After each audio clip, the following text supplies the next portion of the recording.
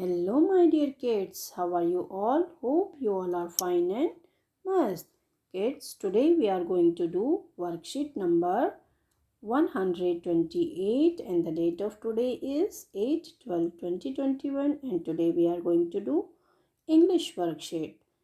The topic of today is Unit 8, Nobody's Friend, page number 132, 131. So let's start with our today's worksheet from here. Good morning, students. What a lovely day. It is very cold today, but according to the weather forecast, it is going to be colder tomorrow.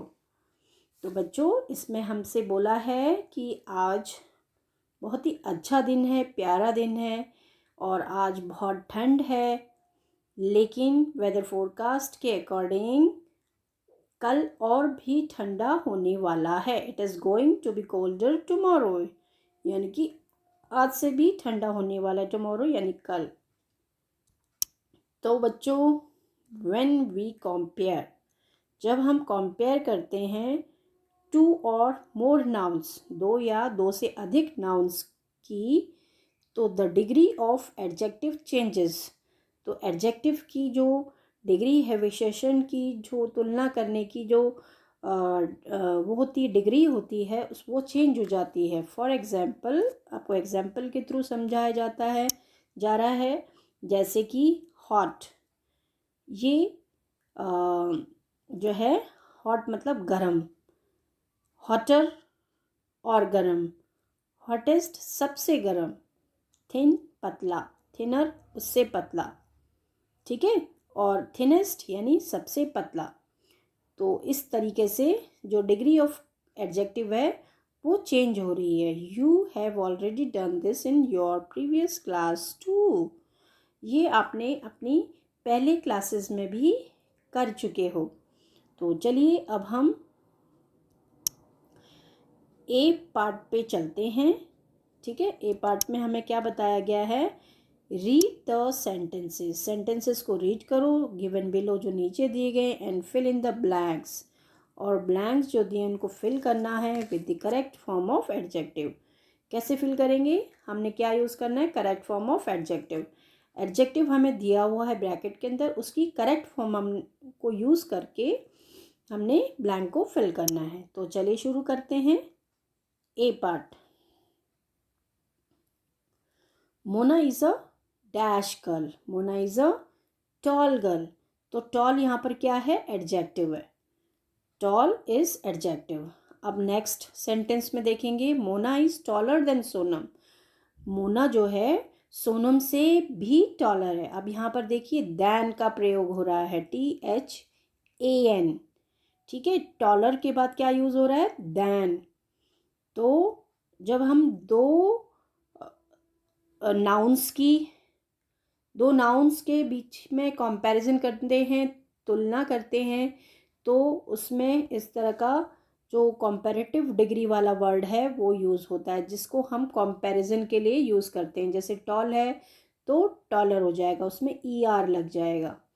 ठीक है, तो हम अगर दो nouns के बीच में compare करते हैं, जैसे यहाँ पर हमने दो नाउन्स की हाइट के बीच में कंपैरिजन किया है. ठीक है, height of Mona and Sonam. इन दोनों की हाइट्स के बीच में जब हम तुलना कर रहे हैं तो जो मेन एडजेक्टिव है उसके साथ में ER लग जाएगा, तो क्या हो जाएगा? टॉलर. और उसके साथ में एक वर्ड और लगता है, that is than, THAN, than. तो ये कंपैरेटिव डिग्री हो गया. ठीक है, अब हम थर्ड सेंटेंस देखते हैं. Nancy is the tallest girl in the class. अब ये दो लोगों के बीच में कंपैरिजन नहीं हो रहा है, दो नाउन्स के बीच में कंपैरिजन नहीं हो रहा, अब ये पूरी क्लास के बीच में कंपैरिजन हो रहा है.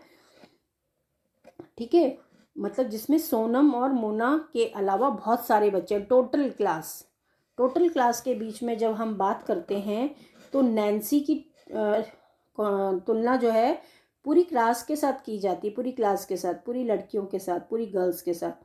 तो उसमें हम कौन सी डिग्री यूज़ करते हैं? Superlative degree. क्या यूज़ करते हैं बच्चों? SUPERLATIVE TIVE, superlative degree of adjective. ठीक है, एडजेक्टिव की जो सुपरलेटिव यानी उससे बड़ा और कोई है ही नहीं, उससे महान, उससे टॉल, उससे शॉर्ट, उससे लॉन्ग कोई है ही नहीं, तो दैट इज सुपर। तो उसको कहते हैं सुपरलेटिव डिग्री ऑफ कंपैरिजन। ठीक है, सुपरलेटिव डिग्री ऑफ एडजेक्टिव। तो टॉल का हो गया कंपैरेटिव डिग्री। एक तो ये देखिए यहाँ नीचे, अभी आपको आगे बताएंगे, टॉलर जो है ये कंपैरेटिव डिग्री हो गया और टॉलेस्ट सुपरलेटिव डिग्री हो गया। ठीक है, तो जब हम कंपैरिजन करते हैं, comparison among all the girls in the class, तो हम यहाँ पर टॉलेस्ट लिखेंगे, EST लग जाएगा टॉल के साथ। अब हम बढ़ते हैं बी पार्ट की ओर।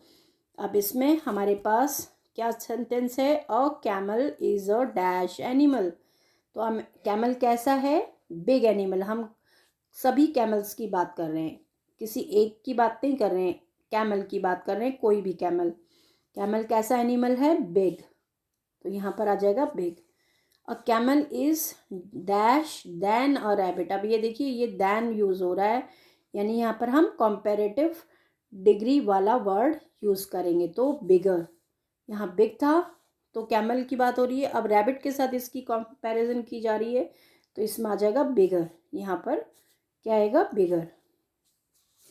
थर्ड में an elephant is the dash animal of all. अब एलिफेंट जो है सभी जानवरों में, ठीक है, सभी जानवरों में क्या है, बिगेस्ट, तो यहाँ पर बिगेस्ट आ जाएगा। ठीक है, BIGGEST। और इस वाले में बिगर आएगा और इस वाले में बिग आएगा। तो ये सुपरलेटिव डिग्री वाला एग्जाम्पल हो गया।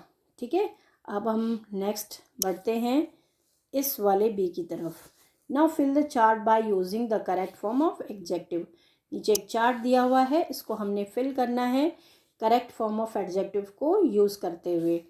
तो चलिए शुरू करते हैं। अब हमने पढ़ा था यहाँ पर मेन एडजेक्टिव वर्ड, उसका फिर हम कॉम्पेरेटिव वर्ड जिसमें दो नाउन्स की तुलना करेंगे। इसमें एक नाउन की पूरी क्लास के साथ, जो उसका जैसे गर्ल की तुलना कर रहे हैं एक गर्ल की पूरी क्लास के साथ।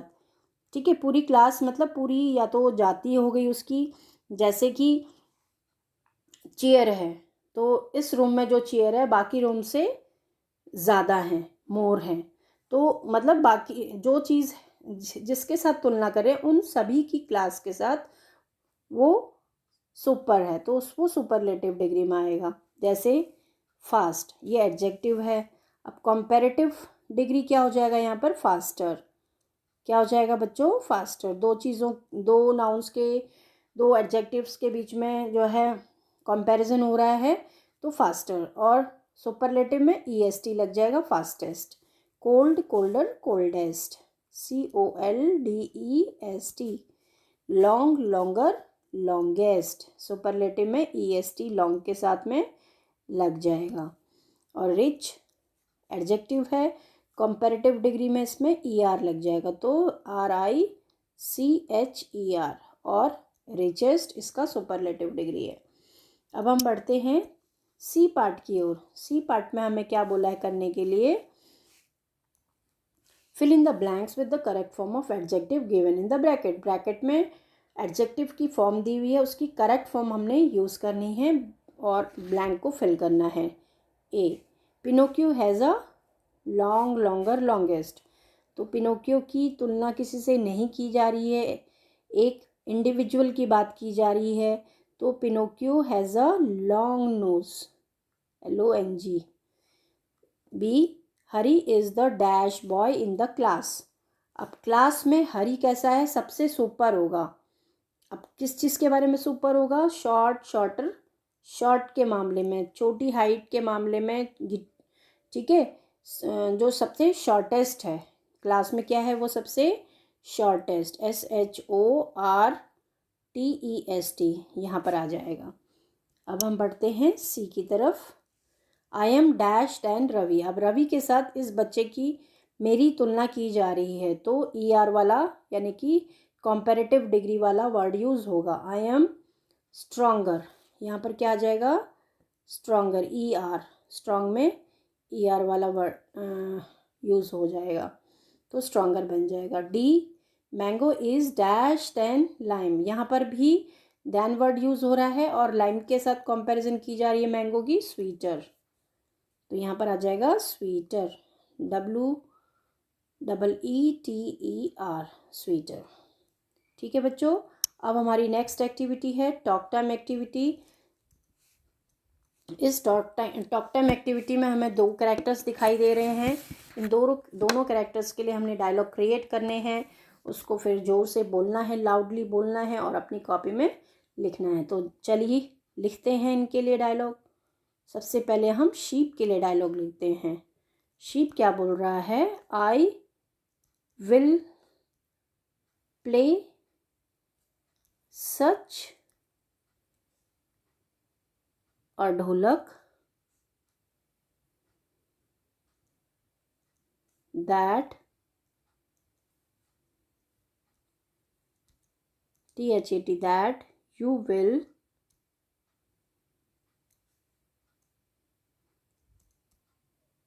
be happy, मैं इस तरीके से ढोलक बजाऊंगा कि तुम खुश हो जाओगे।